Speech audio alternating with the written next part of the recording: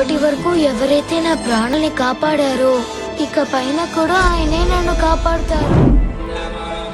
ఒకవేళ ఆయన ఈసారి నిన్ను కాపాడలేకపోతే? కాపాడలేకపోయారు, అందులో ఏముంది? ఆయన ఎలా కోరుకుంటే అలా నాతో వ్యవహరించగలరు.